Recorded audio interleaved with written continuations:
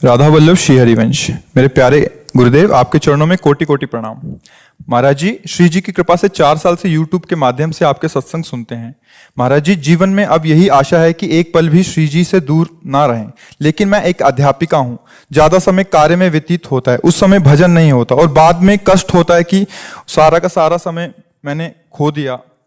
कृपया मार्गदर्शन करें महाराज जी। इसका प्रश्न, अपने लोग भजन का मतलब समझते हैं कि एकांत गुफा में बैठ करके जो किया जाता है या एकांत कमरे में बंद करके जो किया जाता है उसे ही भजन कहते हैं। वो भी एक भजन का एक अंग है, पर उसे सांगोपांग भजन नहीं कहते। सांगोपांग भजन कहते हैं पहले ये स्वीकार करना है संपूर्ण सृष्टि श्री भगवान की है, इसे आस्तिकता कहते हैं और ये सत्य वस्तु है। वेद और उपनिषद जिस बात को प्रमाणित करते हैं वही बात प्रमाणित मानी जाती है। भगवान एकोहम बहुश्यामा, मैं एक बहुत रूपों में हो जाऊं, वो बहुत रूपों में खेल रहे हैं। आप उस सृष्टि में भेजे गए हैं अलग अलग सेवाओं के लिए। कोई डॉक्टर है, कोई मास्टर है, विविध प्रकार के अभिनय करके हमको अपने स्वामी से इनाम लेना है।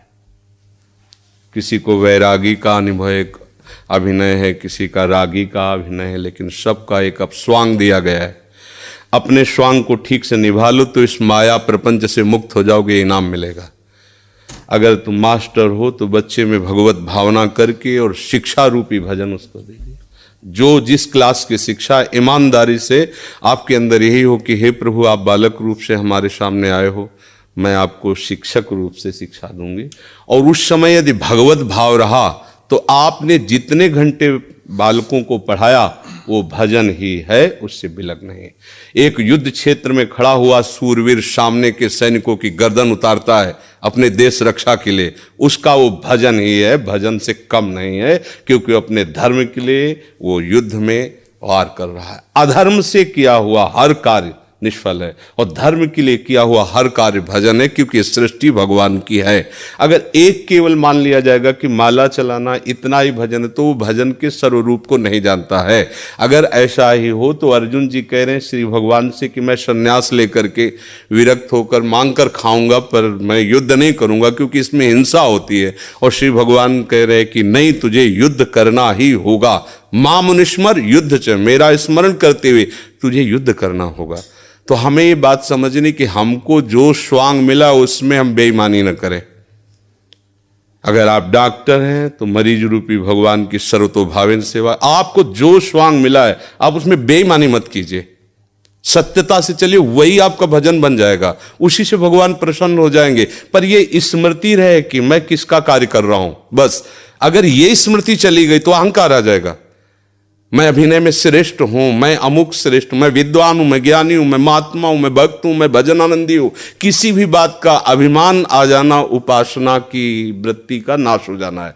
एक छोटा सा भी कार्य आपको भगवत प्राप्ति करा सकता है, उस कार्य का उद्देश्य बदल जाए। बस हम समझते हैं माला जपना ही केवल भजन। बात सुन, एक आदमी बहुत हिंसा प्रवृत्ति का था, चोर था और हिंसा में उसको सुख मिलता था। जैसे अलग अलग, वो इतना तमोगुणी था, जब किसी को काटता और तड़पता तो उसे सुख मिलता था। सैकड़ों हजारों को ऐसे काटता रहा। एक दिन एक महात्मा उसकी मार्ग से जा रहे थे, मिल गए, उसने उनको भी वैसे ही प्रताड़ित करना चाहा। तो भगवत प्राप्त महात्मा थे, उन्होंने कहा कि बच्चा, इससे तुमको क्या मिलता है? तो संतों के दर्शन से, संभाषण से अंतःकरण की मलिनता का नाश होता है। यदि अभिमान त्याग कर संतों के पास जाया जाए तो एक एक कदम यज्ञ के समान होता है। संत दर्श को चालिए तज माया अभिमान। जो भगवान में वास्तविक रमण करने वाले महापुरुष हैं उनका प्रभाव होता है। उस पापात्मा जीव की हिम्मत नहीं हो रही थी उनकी तरफ देखने की। उनका बेटा तुम ये सब क्यों करते हो? तो उन्होंने कहा सुख के लिए करता हूँ, संपत्ति छीनता हूँ, मारता हूँ इसे। बोले अभी तुम सुख की पहचान ही नहीं जानते हो, किसे सुख कहते हैं? तो उनका फिर मुझे बताइए आप सुख किसे कहते हैं? तो बोले हमारी बात तुम्हें तभी समझ में आएगी तब तुम निष्पाप हो गए, क्योंकि पापवंत कर सहज स्वभाव भजन मोहिते ही भावन। बोले महाराज क्या करूं जिससे मैं निष्पाप हो जाऊं? तो उनका हमारे भारत में पवित्र देश है, उनमें आप भ्रमण करो, अवगाहन करो, तुम पवित्र हो जाओगे। निष्पाप करने के लिए हमारे बहुत से तीर्थ हैं भारत में, तीर्थपाद प्रभु ने उनको प्रकट किया है।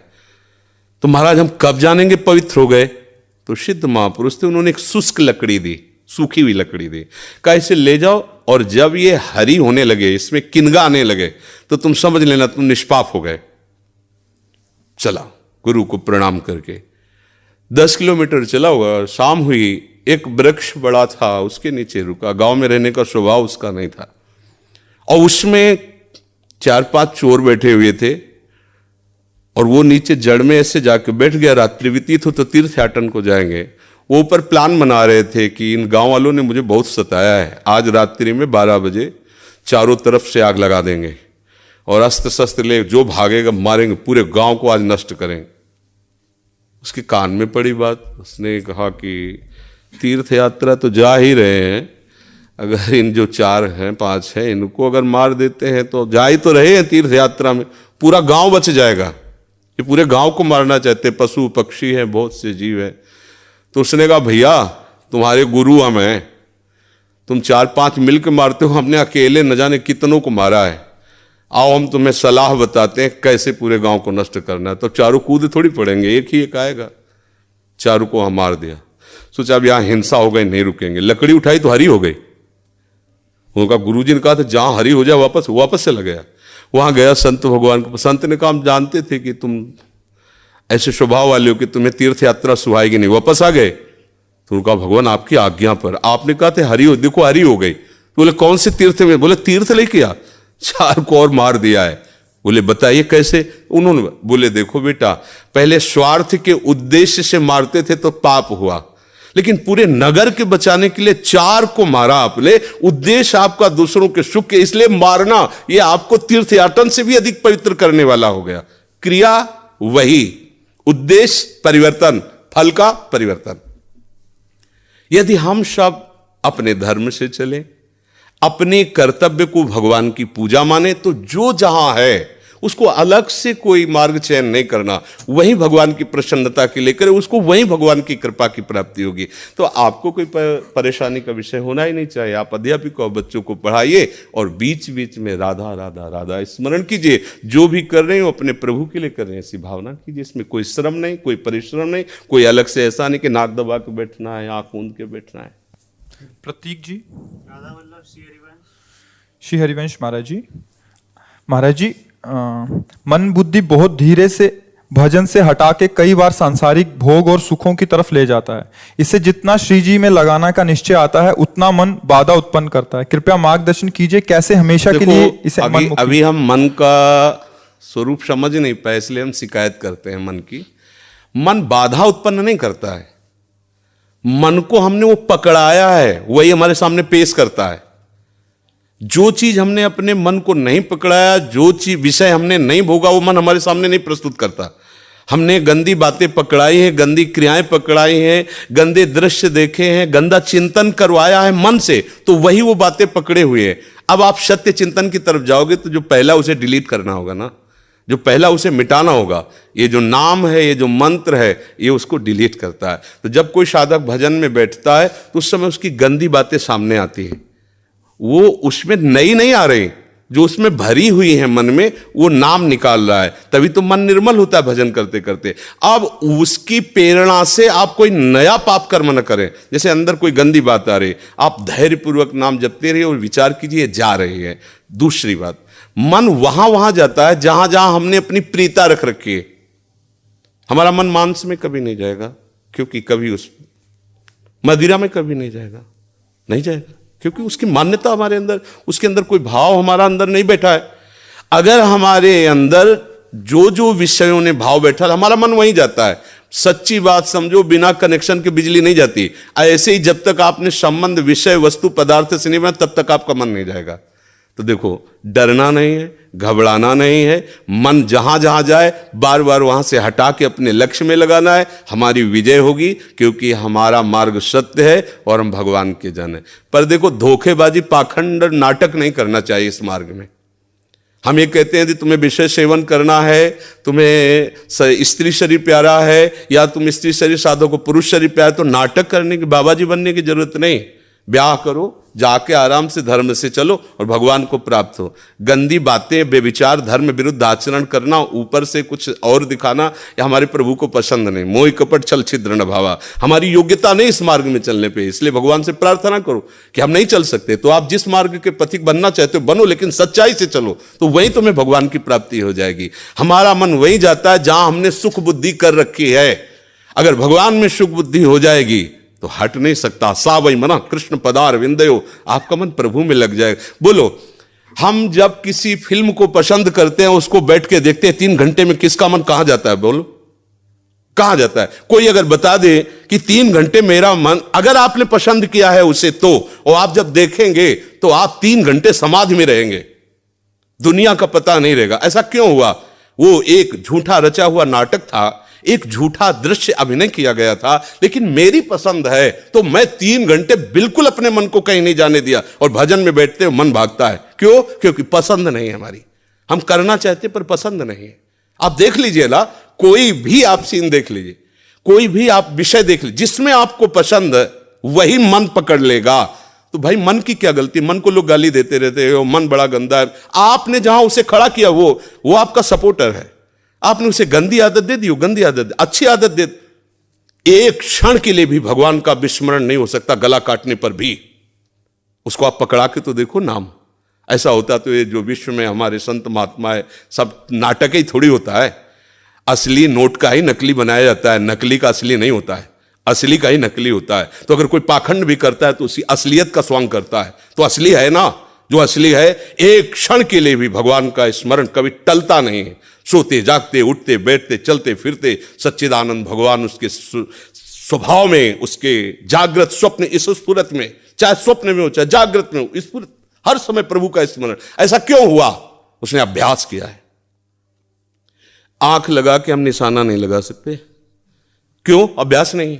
और ऐसे भी है, ऐसे मार देंगे, क्यों? अभ्यास। ऐसे आपने भजन का अभ्यास नहीं किया, पूर्व मन में विषयों किया है, तो देखो आंख मूंदते, आंख खोलते विषय चिंतन होता है, भगवत चिंतन नहीं। तो घबराने की जरूरत नहीं, गलत अभ्यास को अच्छे अभ्यास से मिटा देना है। कोई बड़ी बात नहीं, हम भगवान के अंश हैं, उनके बच्चे, हम कुछ भी कर सकते हैं। आप ये बात सब लोग बैठा लीजिए, कोई आकाश से पैदा नहीं होता, सब उसी जीव स्वरूप से आते हैं, ईश्वर के अंश, सब कुछ कर सकते हो। जब नारायण नर बन सकता है तो नर नारायण बनने में कोई संशय नहीं। आप चलो तो, पर आप भजन न करो, विषय सेवन करो तो बात अलग हो जाएगी। इसलिए सब नाम जप करो, गंदे आचरण मत करो, जिससे दूसरों का अहित और दुख होता है ऐसे ना बात करो, ना ऐसी चेष्टा करो। भगवान कृपा करेंगे, आप सदैव सुखी रहोगे, आनंदित रहोगे। प्रिय सखी, गुरुदेव भगवान के चरणों में कोटि कोटि नमन। गुरुदेव भगवान, इस शरीर से काम वासना खत्म हो गई है, पति को काम वासना बहुत है, क्या करूं, मार्गदर्शन करें। पति के अनुकूल चलना चाहिए। जब 2 पाणी ग्रहण करते हैं, पति और पत्नी, तो एक दूसरे को सहयोग करके मित्र भाव से चलाना चाहिए। हमें अपनी रुचि दूसरे पर नहीं थोपनी चाहिए, बात ध्यान रखना चाहिए। हम दोनों एक मार्ग के साथी हैं, तो हमको चाहिए कि हमें अपनी रुचि उसके अनुकूल करनी चाहिए, उसको चाहिए कि हम अपनी रुचि को एक दूसरे के अनुकूल कर ले। अगर आपकी रुचि नहीं है तो पति को मनाइए और अपनी रुचि में उसको अनुकूल कीजिए। अगर वो अनुकूल नहीं होता तो आप कोशिश कीजिए कि आपकी वृत्ति के कारण कहीं वो व्यभिचार में ना उतर जाए, गंदे मार्ग में न जाए, उसका साथ दो, आप उसकी साथी हो। आपका ब्रह्मचर्य उतना महान नहीं होगा जितना पति की आराधना महान होगी। पति को एक मित्र है, मान लो हम कह रहे हो वो पति परमेश्वर होता है, ऐसा मत मानिए। तो एक मित्र है, हम दोनों मिलकर के संसार मार्ग में चलना, तो हमारी रुचि ही पूरी थोड़ी होती है, दोनों की रुचि मिलनी चाहिए। अगर दोनों रुचि, दोनों ब्रह्मचारी रहो। अगर एक की रुचि नहीं तो दूसरे को सपोर्ट करना चाहिए कि कहीं वो लड़खड़ा के गिर न जाए, उसका मार्ग न भ्रष्ट हो जाए। हम ये देखते हैं कि 4 दिन बाद पति पत्नी ऐसे तलाक, ये क्या है क्या? सिर्फ अपनी रुचि का पोषण नहीं होना चाहिए। अगर हम 2 मिलते हैं, दोनों मित्र बनते हैं, तो एक दूसरे की रुचि का आदर करें, एक दूसरे की रुचि का सहयोग करें, तभी तो जीवन यात्रा चलेगी। नहीं तो कब ऐसे नहीं चलेगा। आप ब्रह्मचारी बन के बैठो और वो व्यभिचार में प्रवृत्त हो जाए तो आपने पानी ग्रहण किया था, ये आपकी मित्रता नहीं सही रही। हाँ, वो बहुत ही व्यभिचारी है, अन्य अन्य अन्य, तो फिर अपने को अलग कर लेना चाहिए। अगर वो एक पत्नी व्रत है तो हमें उसका सहयोग करना चाहिए, उसमें ब्रह्मचर्य की तरफ वृत्ति न रखकर अपने पति की अनुकूलता की तरफ वृत्ति रखनी चाहिए। महर्षि, आप भारतीय क्रिकेट टीम के कप्तान हैं और ये फिल्म इंडस्ट्री में अभिनेत्री हैं, ऐसा आपका परिचय है? तो ये आपसे मिलने आया था, आपका सत्संग सुनते हैं महर्षि। श्री जी का माला इनको और चुनरी सखी को पहना दीजिए। जी महर्षि।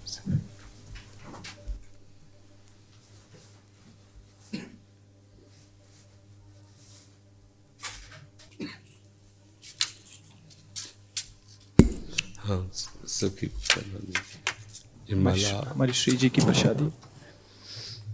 देखो, एक कोई छोटी माला श्री जी की प्रसादी इस बच्चे को पहना दो। हाँ, बच्चा है, बड़ा माला नहीं।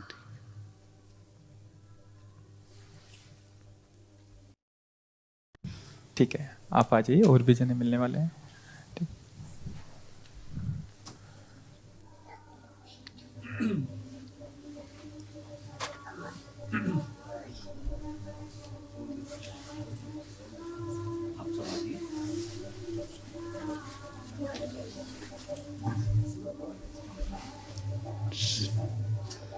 जय जय श्री